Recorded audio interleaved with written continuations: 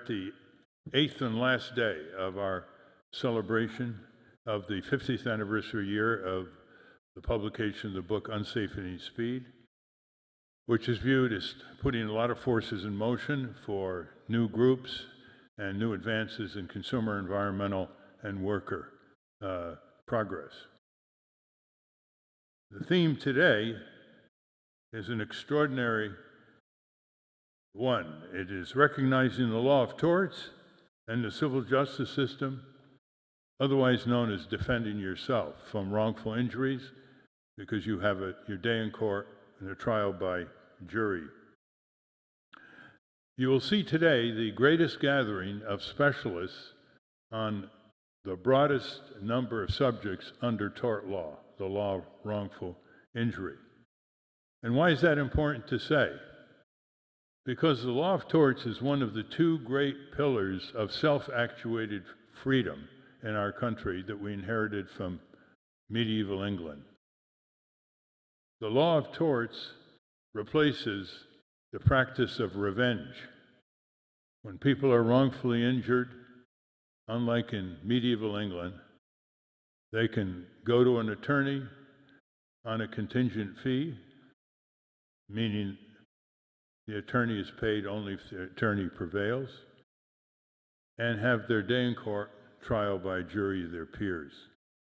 That was the reason Old England decided to establish this system, is to avoid back and forth revenge attacks and place them in a peaceful setting of resolution.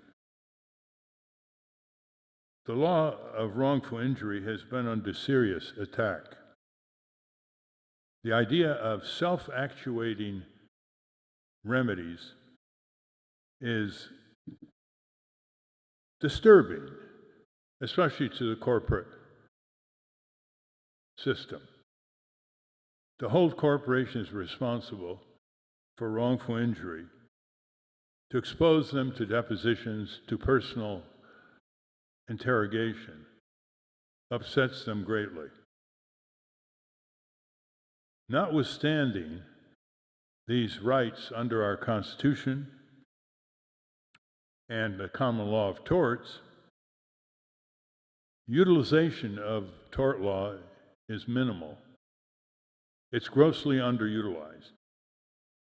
Just to take some examples of recent casualty estimates, there are 65,000 people in this country who die every year from air pollution.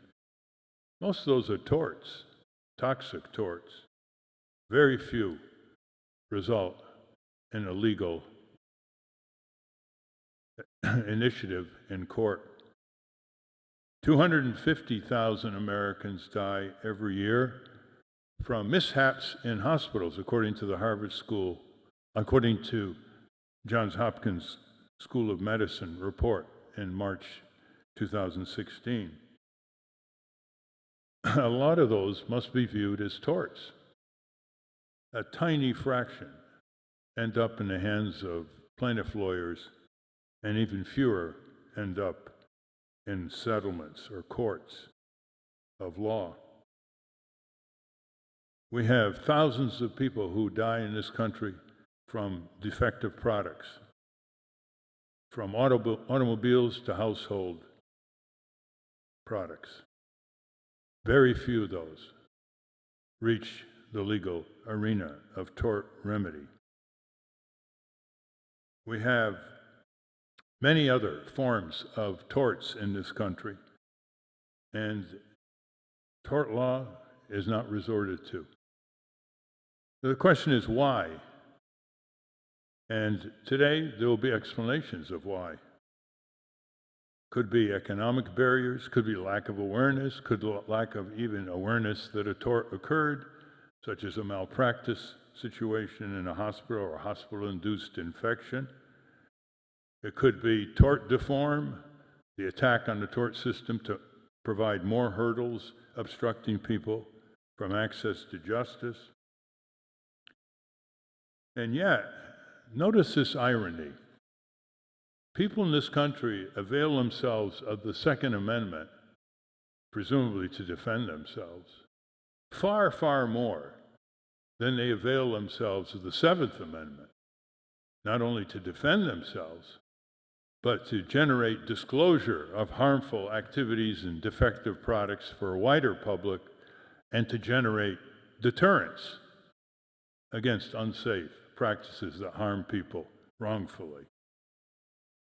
This irony reflects a lack of public education about the law of torts and the need to utilize it more, not only for justice for the wrongfully harmed plaintiff, but also for disclosure, for greater imposition of new or larger enforcement of safety standards, and deterrence radiating throughout the land against similar unsafe practices. Today, the program is videotaped by Real News Network and live streamed around the country. The videos will be used in law schools and civic forums and other aggregations of well-intentioned people who want to be educated about the law of torts and what it's done throughout our history and what it can do now to protect a wider array of wrongfully injured people and to meet the challenges of new risk-laden technologies like biotech, nanotech, artificial intelligence, all kinds of new chemicals that haven't been tested except on innocent people in the marketplace.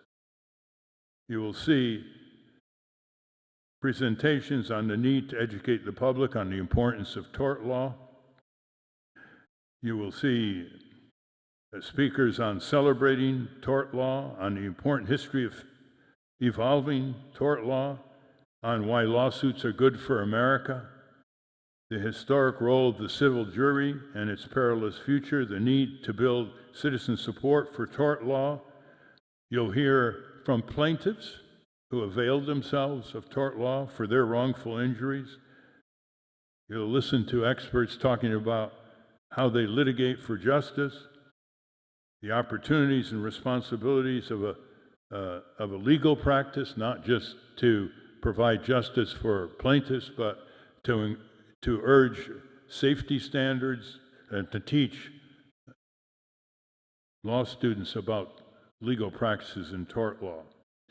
You'll also, in the afternoon, listen to using and defending class action litigation, recognizing new torts, the case study of bad faith by the pioneer in this area, Bill Chernoff, how the Supreme Court coddles tort perpetrators.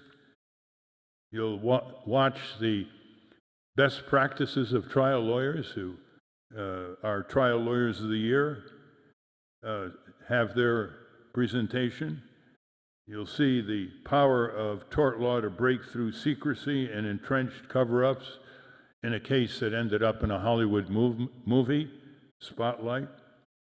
You'll hear about the frontiers of tort law, climate change. You'll hear the expert on contracts of adhesion, fine print contracts, that she calls, Margaret Radin, a tort itself, and how fine print contracts are cannibalizing tort law by restricting access to justice and taking away people's rights when they sign on a dotted line or click on. You'll hear from one of the greatest community-based practitioners of tort law on fighting malpractice and the attempts to limit the rights. You'll hear about how tort reform harms the people of this country. And you'll hear about an agenda for advancing justice, for recovering our lost rights and expanding them. And then you'll hear about getting serious about restoring tort law and the availability for the wrongfully injured. So let us get underway.